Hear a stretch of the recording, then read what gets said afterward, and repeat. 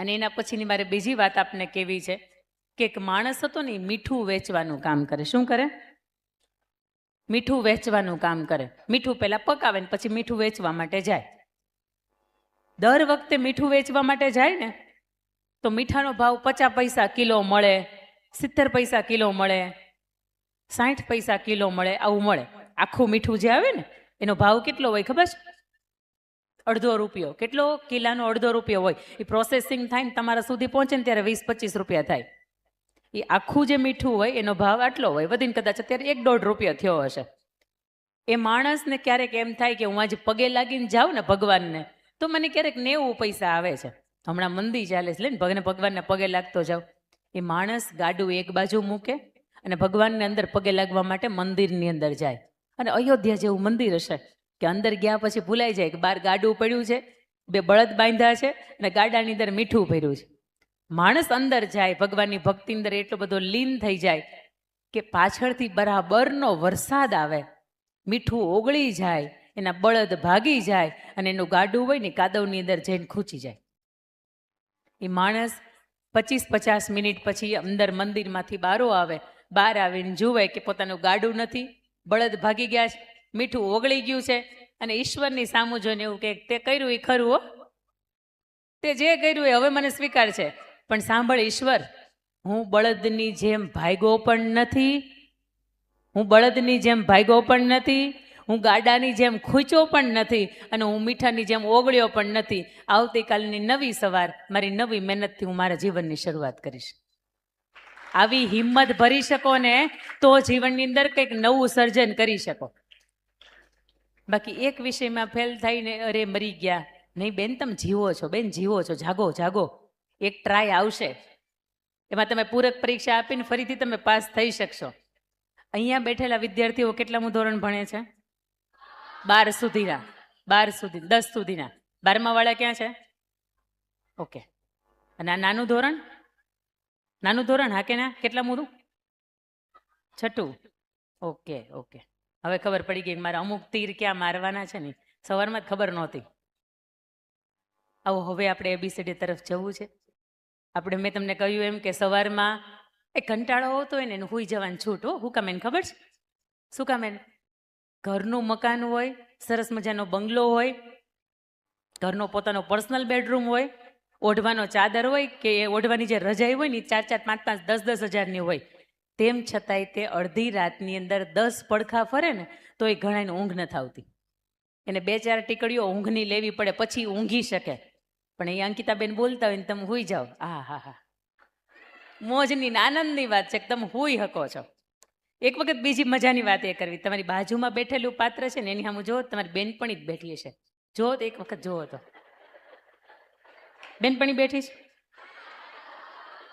બેનપણી બેઠી છે. આવું કેમ બન્યું ખબર છે? કેમ બન્યું આવું?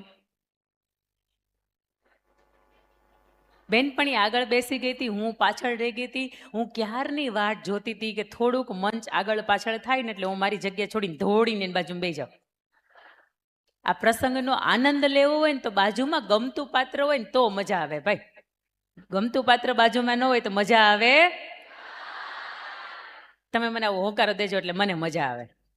એટલે મને એમ લાગે કે તમે જાગો, તમે સૂતા તો હવે સૂતા નહીં. કારણ કે એકને એક વસ્તુ સાંભળવાની અમુક લિમિટેશન હોય. બીજી વાત કે એકને એક વ્યક્તિને સાંભળવાની 3 મિનિટની લિમિટેશન હોય. 3 મિનિટ પૂરી થઈ જાય એટલે બધું ઉપરથી જાય એટલે એને શું કહેવાય? જય સીતા. પણ તમારો સૂઈ ગયા હશો ને તો તમને સપનામાં આવીને અમુક વાતનું અહીંથી કહીને જાય, પણ મને એમ લાગશે ને કે આ વાત બરાબર એકના મગજમાં નથી ઉતરી ત્યારથી સુધી આ મંચ હું છોડીશ નહીં. ABCD નો A આજ સુધીમાં તમે શું ભણ્યા છો? A ફોર અને Z ફોર. આજની ABCD એવી છે, A ફોર એમ, Z four 0 to hero. Hero બનવું છે ને? બનવું છે ને? શૂન્યમાંથી સર્જન કરવું છે ને? આજનું જે જીવન છે વજન કેટલું હશે? અંદાજે અંદાજે અંદાજે અંદાજે તમારું લાલ કલરના ટી-શર્ટ કેટલું વજન છે? નથી કર્યું? બાજુવાળાને દાવ પાસ કરો. તમારું વજન કેટલું હશે? હે? 29. અહીંથી તમે જાશો ને, તમારા બધાનું વજન કેટલું છે તમને ખબર જ છે. વધારે હોય તો એ છુપાવતો હોય વાત, એમાં અલગ વાત છે. પણ જેટલું પણ વજન છે ને, અહીંથી તમે જાશો ને તો વજનની અંદર કાંઈ ફેરફાર નહીં થાય. 2 કલાક કે 3 કલાક પછી અહીંથી તમારું જવાનું છે ને તો વજનમાં કાંઈ ફેરફાર નહીં થાય. પણ ફેરફાર ક્યાં થશે? વિચારની અંદર. અને આ વિચારની અંદર ફેરફાર થાય ને એટલા માટે જ સુરત અહીંયા હરિભાઈ કેમ્પસના માધ્યમથી અહીંયા આવવાનું થયું છે મારે. બીજી વાત કે કોઈ સ્ત્રીને પૂછવામાં આવે, કોઈ દીકરીને પૂછવામાં આવે કે તારી ઓળખ આપ, હુ આર યુ, તો તમે શું કહેશો? કે મારું નામ આ છે, હું આ ગામની છું, મારા પપ્પાનું નામ આ છે, મારા મમ્મીનું નામ આ છે, અથવા તો મારો ધર્મ સંપ્રદાય આ છે, આટલી તમારી ઓળખ. પણ સરસ મજાની તમારી ઓળખ મારે તમને આપવી છે. કોઈ દીકરીને તમે પૂછો કે તમારી ઓળખ આપો તો એ શું કહે ખબર છે? મને ભક્તિ કહો કે શક્તિ, હું બંને રૂપે ધારદાર છું. મીરાબાઈને ઓળખો છો ને? મીરાબાઈને. મને તમે ભક્તિ કહો કે શક્તિ. હમણાં સરસ મજાની દીકરીઓ, એટલે પાછળ નાનકડું એવું બાળક બાંધીને આવે છે, એનું નામ શું છે હું તો ભૂલી ગઈ છું. શક્તિનું પ્રતીક છે ને. મને ભક્તિ કહો કે શક્તિ, હું બંને રૂપે ધારદાર છું. મારે ગમતા લોકોની સામે સાવ મીણ જેવી, મને ગમતા લોકોની સામે સાવ મીણ જેવી, અને અણગમતા લોકોની સામે હું તેજ તલવાર છું. મને બીક ન બતાવો આફતોની, હું શિરે સત્યને ધરનારી નાર છું. હા છે સર્વે સર્વા સ્વાભિમાન મને મારું, કારણ કે અંગે પવિત્રતાનું વસ્ત્ર હું ઓઢનાર છું. વડીલોની સામે સાવ ચૂપ, પણ જો થયું વસ્ત્રારણ તો આખાય હસ્તિનાપુરને હું ધ્રુજાવનાર છું.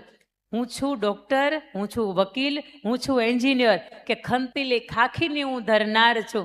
અંકિતા મને વિષ આપો કે અમૃત, હું ફેર પડે, હું રોજે રોજ પીનાર છું, હું રોજે રોજ પીનાર છું. આ કોઈ દીકરીને પૂછો ને કે તારી વ્યાખ્યા શું છે, એટલે દીકરી એવું કે મારી વ્યાખ્યા કંઈક આવી છે. મને તમે શક્તિ કહો તોય જોરદાર છું, ભક્તિ કહો તોય જોરદાર છું. મને ગમતા લોકોની સામે હું કાંઈ ન બોલું, અને અણગમતા લોકો હોય ને એને સામે હું તેજ તલવાર થઈ જાઉં.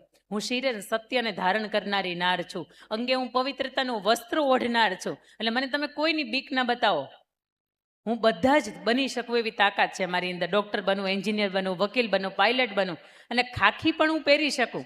મને તમે અમૃત આપો ને તોય હું પી જાઉં, અને મને તમે ઝેર આપો ને તોય હું પી જાઉં.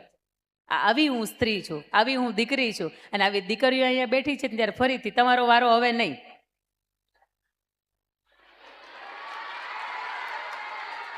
તમે ડાયા છો, તમે મારા વાલા છો ને તમે સમજુ છો ને એટલા માટે.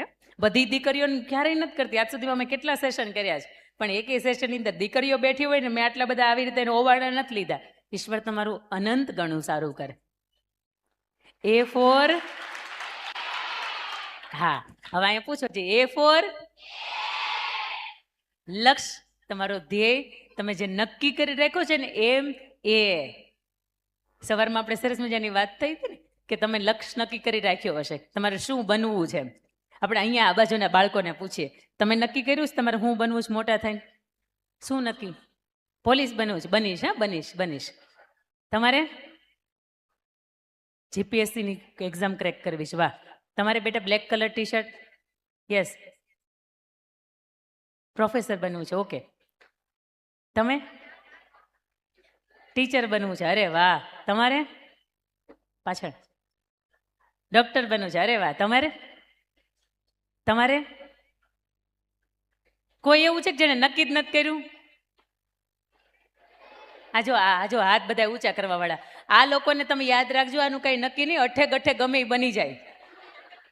અમે કલેક્ટરે બની જાય, અમે આઈએએસ ઓફિસરે બની જાય, અમે આઈપીએસ ઓફિસરે બની જાય, અને કાંઈ નહીં તો અમે કોકના પત્ની બની જાશું ભવિષ્યની અંદર. અમે કાંઈ ના બનીએ ને તો કાંઈ વાંધો નહીં, પણ આ તો બનશું. પણ આ ઉંમર છે બેટા કે તમે ઈચ્છો ને એ દુનિયાની સિદ્ધિ છે ને પાસ કરી શકાય. દરેક દુનિયાના કોઈ પણ સ્થળ છે ને ત્યાં પહોંચી શકાય. આ ઈ ઉંમર છે કે અત્યારથી એની તૈયારીઓ શરૂ કરી દેવી પડે. પેલું આવી રીતે વજન ઉઠાવે અને અહીંયા લે, એનું નામ શું? ઓલિમ્પિકની અંદર એનું નામ હતું મીરાબાઈ ચાનુ. હા કે ના? અમે કઈ જોતા જ નથી, અમને હું તમે પૂછો છો? એનું નામ હતું મીરાબાઈ ચાનુ. અને બહુ તમારી જેવડા બેટા નાના બાળકો હતા ને ત્યારથી એને શરૂઆત કરી દીધી હતી. અમારા સુરતની એક દીકરી છે જેનું નામ છે Anvi Zanzarukiya, rubber girl of India તરીકે ઓળખનારી આ દીકરી. અને તમે યુટ્યુબ સર્ચ કરી શકો. 3 મિનિટની અંદર નોર્મલ બાળક 15 આસન કરે ને, 3 મિનિટની અંદર અલગ અલગ અવસ્થાની અંદર એ આસન 15 કરે ને, તો આ એબનોર્મલ બાળક, એનું મગજ 80% કામ નથી કરતું, એના શરીરના અવયવો 80% કામ નથી કરતા. રબર ગર્લ ઓફ સુરત તરીકે ઓળખાતી હતી, પણ મોદી સાહેબે એને આમંત્રણ આપ્યું, મોદી સાહેબે એને બાલશ્રી એવોર્ડ આપ્યો કે જેનું મગજ 80% કામ નથી કરતું. આજે દીકરી 14 થી 15 વર્ષની છે અને આજે પણ એ ઘરની બહાર ક્યાંય જાય ને તો એને ડાયપરની અંદર લઈ જવી પડે છે. તમે સમજી શકો એનું મગજ કેટલું કામ નથી કરતું. અમુક કુદરતી આવેગ ઉપર એનો કંટ્રોલ નથી રહેતો. એને તમે સન્માનિત કરો તોય ભલે અને વિશ્વના મંચ સન્માનિત કરે તોય ભલે, એના માટે બધું સરખું છે. પણ એનું નાનપણથી નક્કી હતું કે મારે દુનિયાની અંદર કંઈક એવું વ્યક્તિત્વ બનવું છે, ભલે મારી પાસે મગજ નથી પણ મારે કંઈક બનવું છે. અને રબર ગર્લ ઓફ સુરત તરીકે ઓળખાતી આ દીકરીને મોદી સાહેબે લગભગ 8-10 મિનિટની મુલાકાત આપી હતી.